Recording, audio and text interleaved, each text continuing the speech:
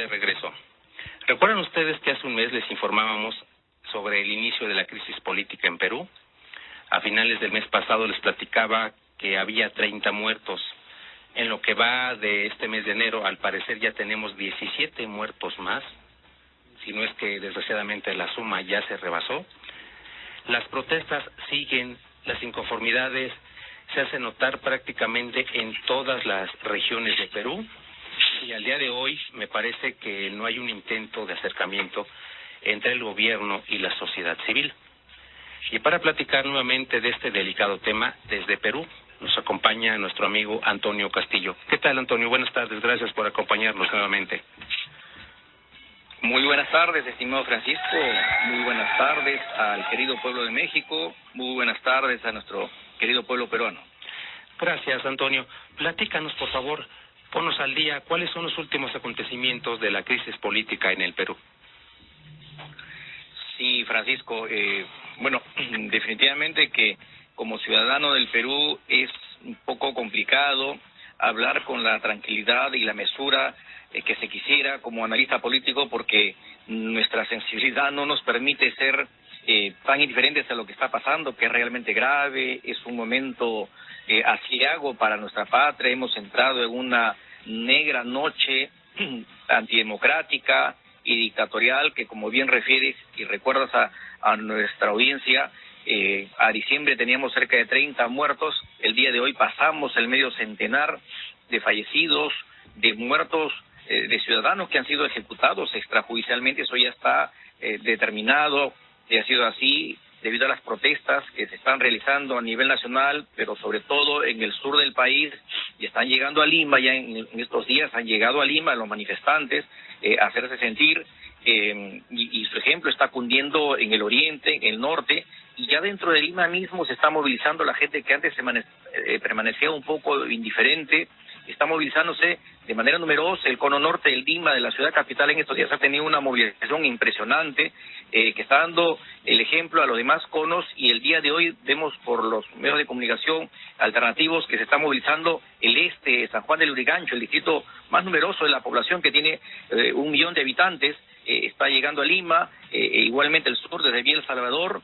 La gente está sintiendo que no puede ser indiferente a este proceso de protesta que vive la sociedad peruana ante un gobierno que tiene todas las características de haberse convertido pues en una dictadura cívico-militar, porque solamente una dictadura puede gobernar con más de medio centenar de fallecidos, de ejecutados extrajudicialmente, en donde hemos visto que la única forma de afrontar la protesta ha sido tildar de terrorista a los ciudadanos que están protestando, de narcotraficantes, de movidos por la minería ilegal, por el contrabando y por una serie de delitos, ¿no? Donde el propio el primer ministro, ha calificado de bandas criminales a quienes están protestando, lo cual enciende más la pradera definitivamente, y donde hemos visto por numerosos videos que han logrado filmar los mismos habitantes, las mismas víctimas en muchos casos, donde lamentablemente existen francotiradores apostados en las puertas, en los techos de las iglesias,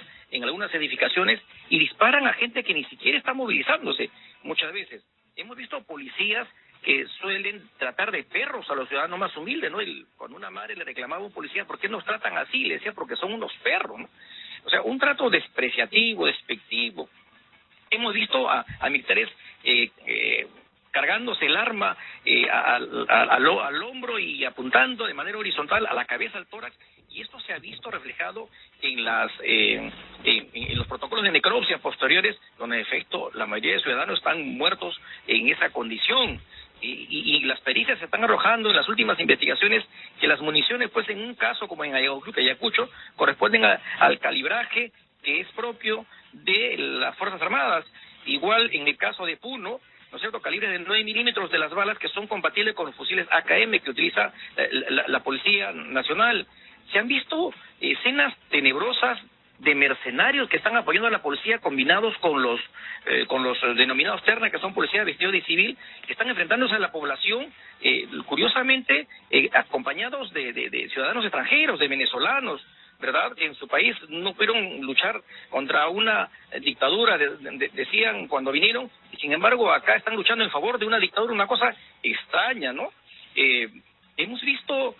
¿no, Francisco? Un panorama de detenciones arbitrarias totalmente humillantes y abusivas, como las que se produjo el 21 de enero en la Universidad Nacional Mayor de San Marcos, donde se detuvo a 193 estudiantes y campesinos que permutaban en claustro universitario, con un despliegue policial impresionante, como si se tratase de tomar por asalto un territorio enemigo, rompiendo puertas con los tanques armados, con sobrevuelos de helicópteros, humillando a los estudiantes, tirándolos boca abajo, enmarrocándolos como si fuesen sicarios, delincuentes, incluyendo a una madre embarazada, a una madre con su niña de 8 años, a una anciana de 80 años, débil, endeble, con su precariedad física propia de su edad y la humildad de su condición, enmarrocándola, insultándola, agrediéndola, sin la presencia de un fiscal.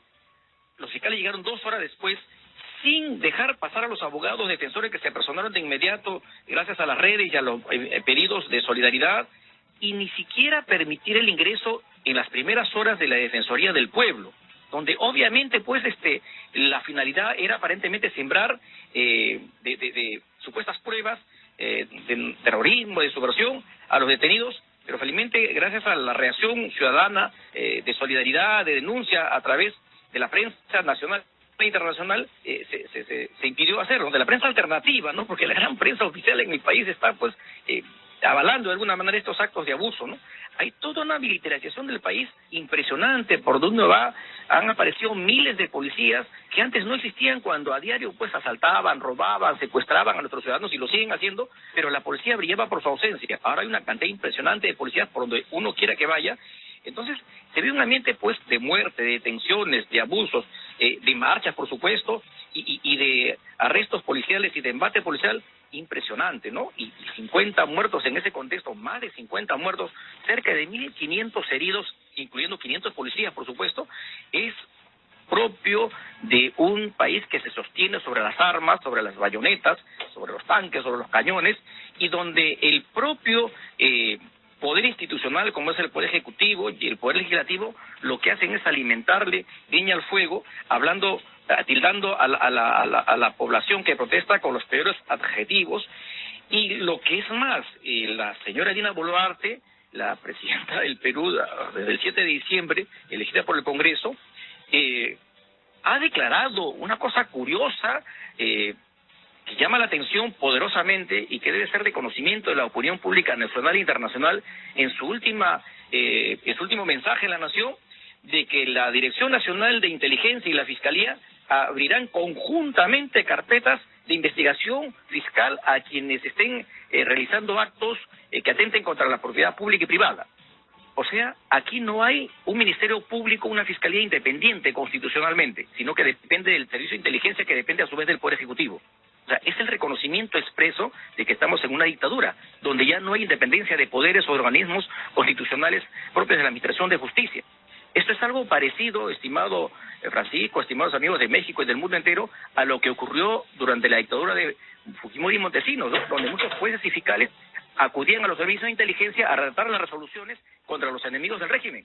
Cuando cayó la dictadura, se encontraron los Word dentro de las computadoras del servicio de inteligencia. O sea, que esto es historia probada e incluso condenada judicialmente a sus respectivos autores. Algo parecido de repente estamos empezando a vivir ahora, ¿no? Lo ha dicho la propia presidenta y no se ha rectificado. Obviamente que la representante del Ministerio Público, la señora Patricia Benavides, ha salido en algún momento a hacer un desmentido tibio y moderado. No ha sido tajante y firme como la situación lo ameritaba. Pero Dina Boluarte no ha dicho, esta boca es mía. El Ministerio de Justicia no ha hecho ningún desmentido. Y así estamos, ¿no?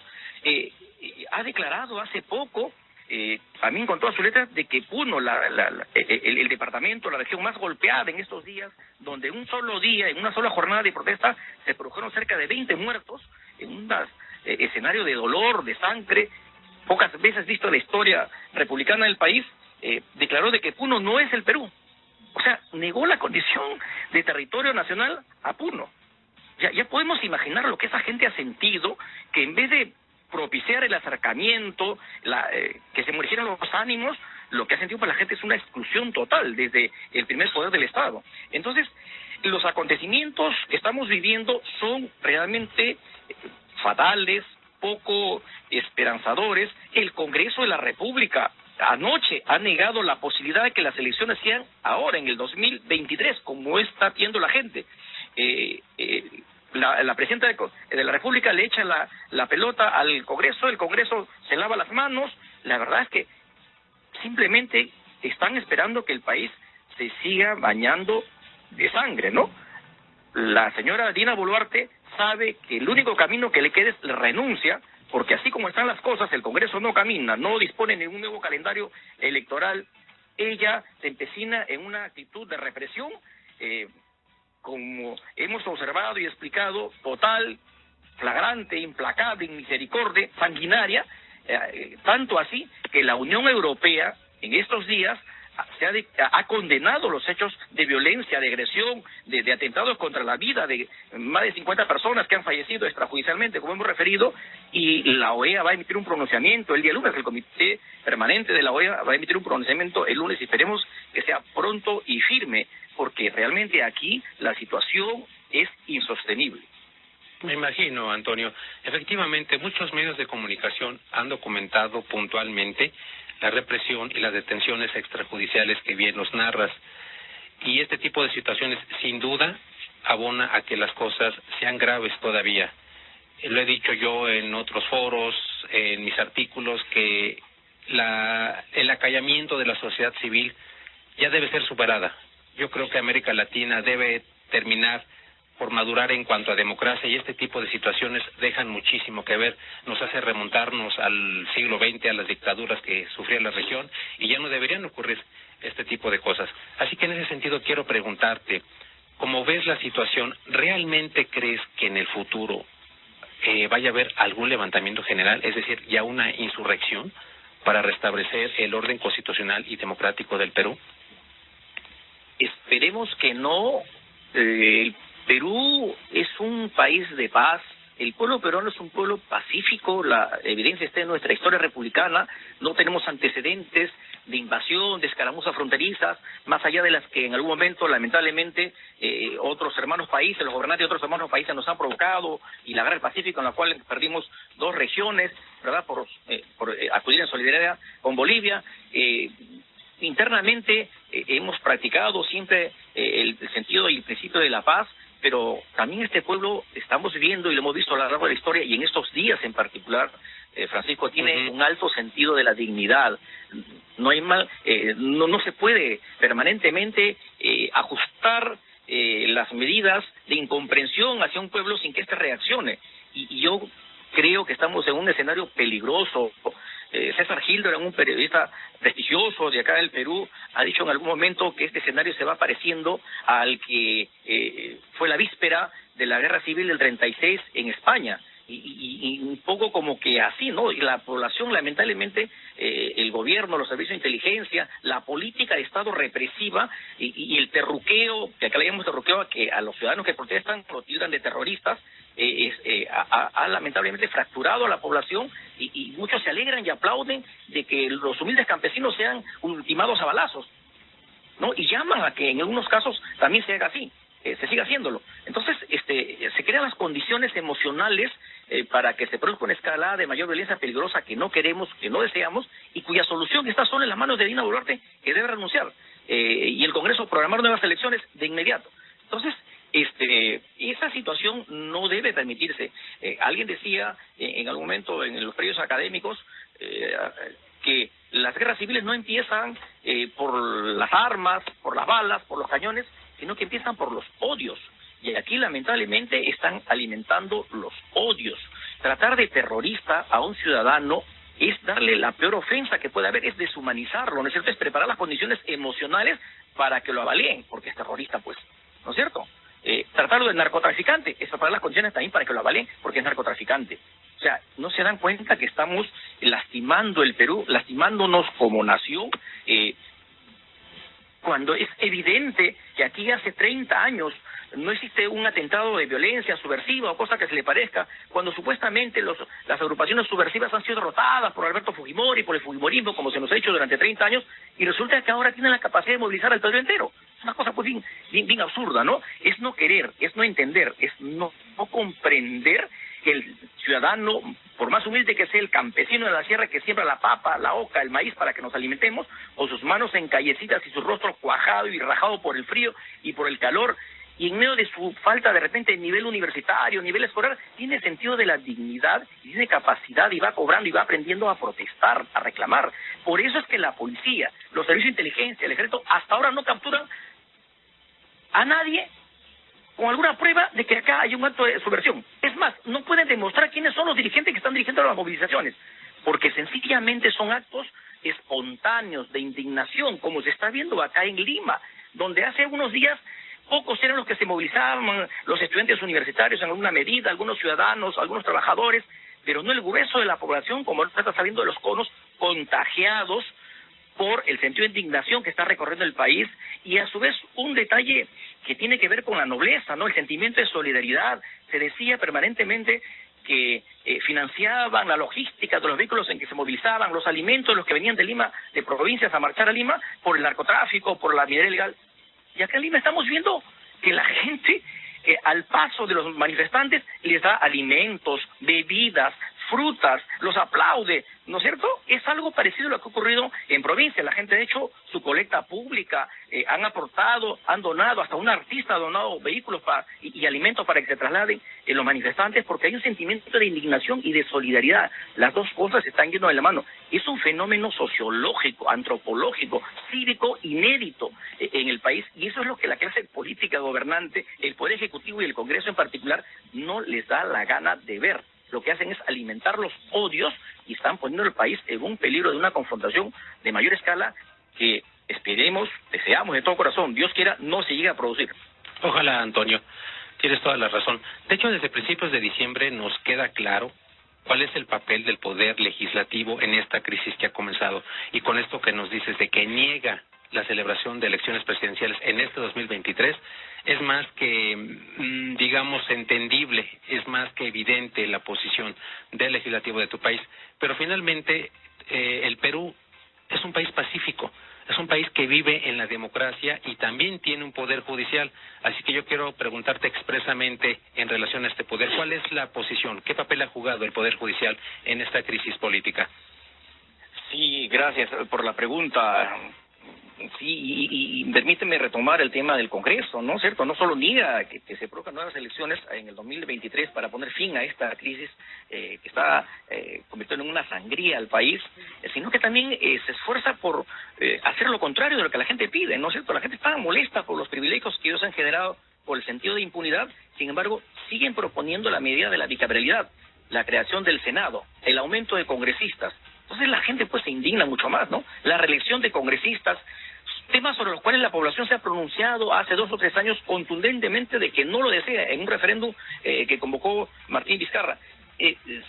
Sin embargo, ellos persisten en lo mismo, ¿no es cierto? Le han dado la confianza al gabinete de Alberto Tarola, que tiene las manos manchadas de sangre. No realizan ningún control político sobre este tipo de gabinete. Hace unos meses, cuando Pedro Castillo hacía un nombramiento irregular porque a alguien de repente le faltaba un diploma, un grado académico para a un cargo público, inmediatamente convocaban al ministro, inmediatamente interpelaban, censuraban al ministro, ¿no es cierto? A Pedro Castillo le plantearon 3 mociones de censura por actos de corrupción, por actos de irregularidades, de deficiencias de gestión. Acá tenemos 60 muertos y no hay ningún acto de control político. No se ha interpelado al ministro de Defensa, al ministro del Interior. Se le ha dado la confianza, por el contrario, al gabinete. Entonces la gente siente que acá se están burlando, están pisoteando su sentido de la dignidad y su dolor, ¿no es cierto? Están pisoteando la sangre derramada, así lo dice la gente, ¿no? Y en ese contexto, el Poder Judicial, bueno, mira, el presidente actual, Javier Arévalo, presidente a partir del 1 de enero de este año, ha contratado como jefe del gabinete de asesores al señor Pedro Angulo. ¿Quién es el señor Pedro Angulo? Recordemos, ha sido el primer ministro de Dina Boluarte cuando asumió el mando a partir de diciembre. O sea, él es el que carga con el pasivo de los primeros 27 o 30 muertos en las protestas. Sin embargo, lo ha contratado como jefe del gabinete de asesores para que asesore, oriente la política de la administración de justicia. Eso va de la mano con el tema de la incursión a la universidad, donde se ha humillado la inteligencia, ¿no es cierto? San Marcos es una universidad que históricamente y por su tradición académica está al nivel de la Sorbona de París, de la Universidad de Salamanca, de la Universidad Autónoma de México. Una cosa es propia de otras épocas negras en la historia universal, ¿verdad? Por otro lado, la Fiscalía de la Nación, ya hemos visto, la propia Dina Boluarte ha referido que el Servicio de Inteligencia trabaja conjuntamente con la Fiscalía, ¿no es cierto? Lo hemos referido hace un rato. La Fiscal de la Nación no ha tenido siquiera la ocurrencia, por razones protocolares o mediáticas, de salir en una conferencia de prensa con todos sus fiscales a plantear ante la ciudadanía la actitud firme de investigar los crímenes que se están cometiendo contra la población, contra la ciudadanía, como sí lo hizo contra a Pedro Castillo, ¿no? Salió de inmediato a decir que iba a investigar la corrupción del régimen. Acá hay muertos. Acá la sociedad peruana se está desangrando y guarda silencio en todos los idiomas. Silencios, naturalmente, cómplices, ¿no es cierto? Una fiscal que desde antemano, desde que empezó su gestión, está seriamente cuestionada, porque una de las primeras cosas que hizo fue cambiar al fiscal que investigaba, a la fiscal que investigaba a su propia hermana, que era una magistrada que estaba a su vez investigada por haber recibido dinero de narcotraficantes para darle libertad. Entonces, y en ese contexto, lo que la gente siente también, que el Ministerio Público, que constitucionalmente es el defensor de la sociedad en juicio, el defensor de la legalidad, está siendo parte de todo este proceso, de toda esta institucionalidad mal entendida que está haciendo daño a la ciudadanía. El Tribunal Constitucional, por su parte, bueno, está muy silencioso porque tiene que ver con lo que está pasando, ¿no? Porque en su momento emitió una medida cautelar impidiendo tener por denegada la cuestión de confianza planteada por el ex premier de Pedro Castillo, que le hubiese permitido la posibilidad de tener otra opción de nueva cuestión de confianza y cerrar el Congreso, que se podía hacer en su momento por los marcos constitucionales que establecía la Carta Política del país. Sin embargo, cercenaron, le quitaron esa posibilidad al Poder Ejecutivo, atentando contra el equilibrio de poderes, obviamente con el propósito simplemente de favorecer al Congreso, que ahora es una de las causas de esta desgracia política institucional que vivimos. Y así, ese es el panorama en los aspectos que estamos conversando, poco tranquilizante, ¿no? Un panorama realmente desgarrador y que creo que el mundo entero debe conocer. Y así como se ha pronunciado el Parlamento Europeo en estos días, condenando lo que está pasando en nuestro país, y esperemos que el Consejo Permanente de la OEA y los demás organismos internacionales que creen en la democracia se pronuncien y logren que Dina Boluarte dé un paso al costado, porque es la única forma de que se convoque a nuevas elecciones de acuerdo al artículo 115 de nuestra Constitución Política, por la cual, si renuncia a la vicepresidenta, no habiendo otro presidente, porque solamente hay uno en este momento, asume el presidente del Congreso, pero también tendría que renunciar a la mesa directiva del Congreso, porque obviamente esta mesa directiva está comprometida, como hemos referido, con todos los hechos que están pasando. Entonces tendría que asumir una presidencia de consenso que convoque elecciones entre los próximos 4 meses, como establece el artículo referido. De manera de que esa es la salida política que la gente lo ha percibido muy bien, que los constitucionalistas lo afirman con toda certeza, quien habla es abogado, y lo decimos también con toda convicción, y creo que si mañana renuncia Dina Boluarte, hoy día o en las próximas horas, estamos seguros que de inmediato empezamos a ver las caravanas de ciudadanos que van a regresar a sus regiones y el país va a estar viviendo momentos de tranquilidad nuevamente y podemos empezar a reconstruir nuevamente todo lo que está dañado.